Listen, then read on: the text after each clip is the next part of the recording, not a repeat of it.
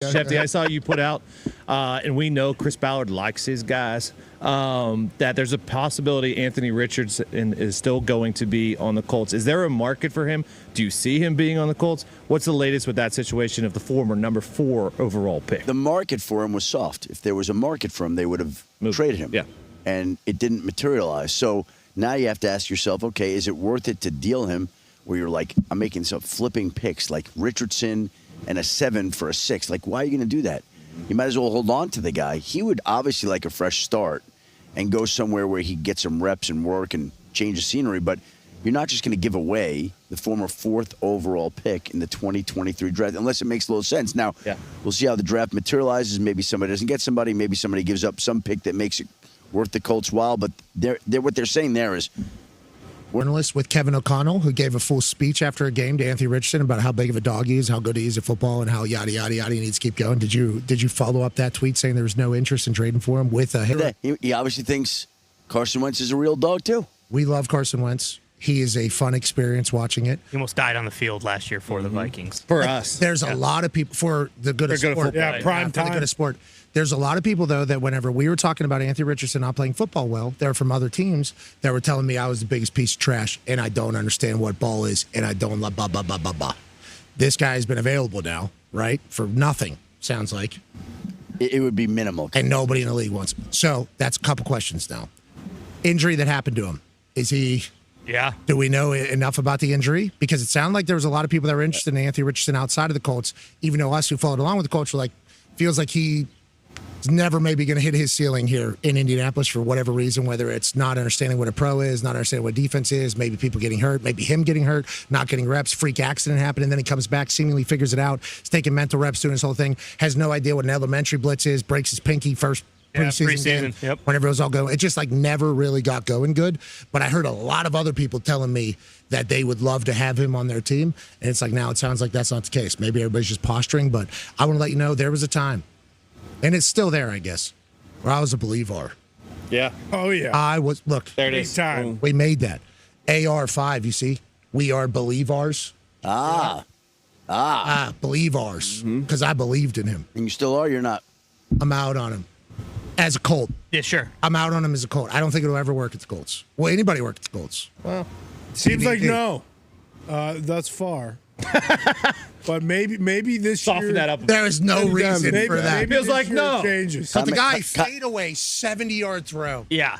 Dunk from foul line. I would love if he was the Packers' backup quarterback. I mean, legit. Like there is certainly upside. So it's like, what was the injury? Was there more to the injury that we maybe didn't hear about, didn't know? Did people learn more about it? Did they hear more stories about what was happening behind the scenes? They don't want to bring that in. Is it just the wrong timing? Like, there's so much about it. But as one of the most hyped athlete quarterbacks that at least we've been around, especially because he came to our city, it's like the upside is still, I assume, very much there. It's there. It's just like, will he ever get... By the way, and we've seen all these quarterbacks who have been taken high come back and have resurging careers elsewhere. So that has to make him even more attractive. True. Very true. Yeah.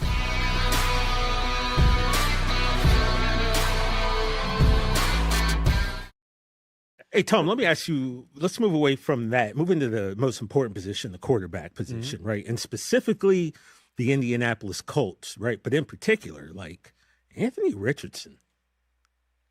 Is there anything ever going to happen with this dude? Yeah. There's some level of interest. You have questions there in terms of his sight, like that accident he had last year where a resistance band breaks and snaps him in the eye, which is my worst fear every time I go to the gym, and I'm not an NFL quarterback.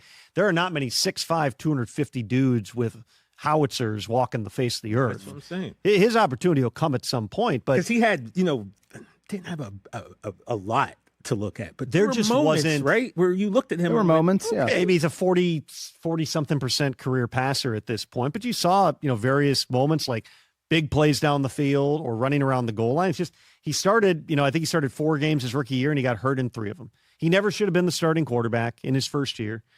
Jim Irsay, God rest his soul, came out publicly in training camp and basically said he's going to be the starting quarterback, which forced their hands. And like, all right, well, the owner said he's the starting quarterback. I guess he's the starting quarterback now. He probably needed to sit. What does Carly have to say about it? He only played like 13. Yeah, exactly. He only played about 13. I think he had 13 starts in college at Florida. So he just hadn't played a lot of football. He needed to develop. Now he gets the time. I understand the frustration for him, the injuries he's been through, the AC joint sprain, the eye, everything, concussion, everything that he's had through the course of his career. He may need to be back on the field and show that he's healthy again and that he can, frankly, see the field normally before somebody's willing to give up something real to go and get Anthony Richardson. His story has not been written in the NFL. I put him in the same bucket, different situations, but, Trey Lance, even J.J. McCarthy, who performed at a high level in college, guys that have ability, that, but their first 2 years are such total wrecks of injuries and circumstances that you just can't tell. He was the number 4 pick for a reason. The Colts have no reason just to give him away or release him. So let's see. He may get his opportunity. It might come with the 3rd string in training camp because I anticipate that Riley Leonard will probably be the 2 behind Daniel Jones. Daniel Jones also is working his way back from an Achilles. These reps in the spring are going to be really important for Anthony Richardson too. Yeah. So come in, show what you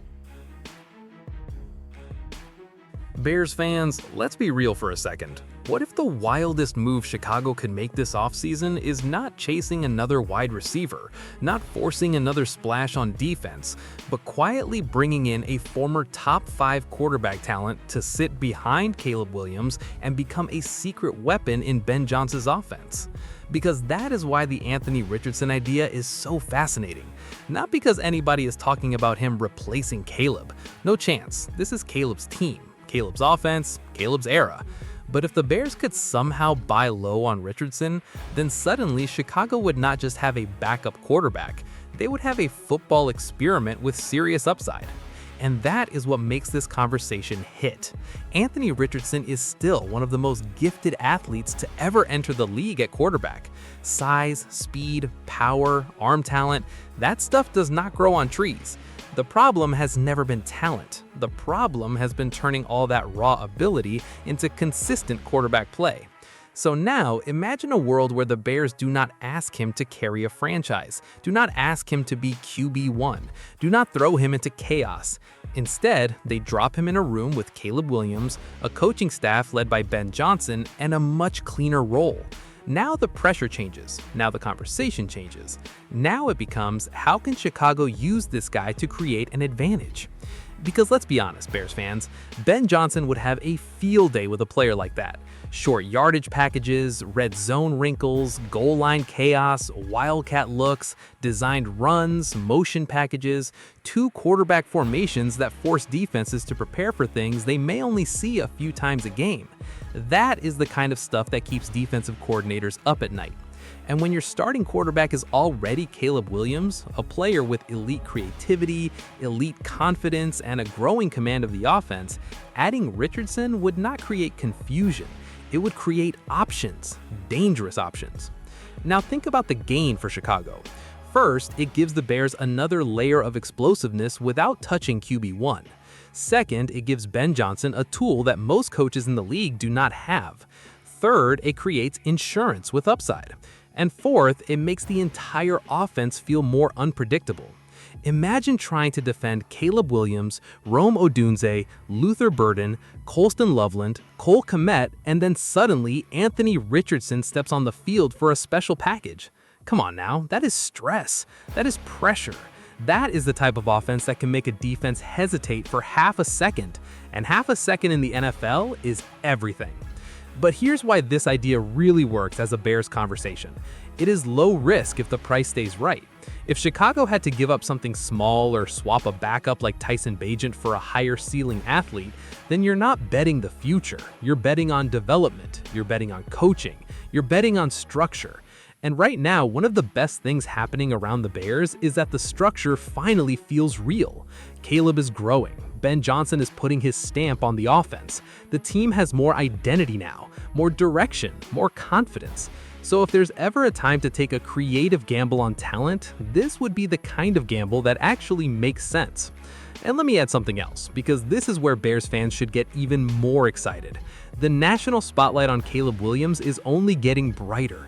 The league is looking at him like a face of the franchise player, a star in the making, a quarterback who can push Chicago into a different tier. So when that's your reality, you should think differently. You should act differently. You should stop building scared. A move for Richardson would not be about uncertainty, it would be about confidence. Confidence that your starter is set. Confidence that your coaching staff can unlock talent. Confidence that creativity can become a real edge. So no, this is not a move I would call likely, but it is absolutely the kind of move that makes Bears fans stop and think. Because if the price is low and the role is right, Anthony Richardson in Chicago could become one of the most fascinating backup plus weapons in football. And if Ben Johnson ever got his hands on that kind of athlete, oh man, now we're talking about an offense that could get weird, dangerous, and very hard to prepare for. So now I want to hear from you, Bears fans. Would you trade for Anthony Richardson as a high upside backup and special package weapon behind Caleb Williams, or would you leave the quarterback room exactly the way it is? Drop your opinion in the comments, hit that like button, subscribe to the channel, and bear down, because the smartest offseason moves are not always the loudest ones.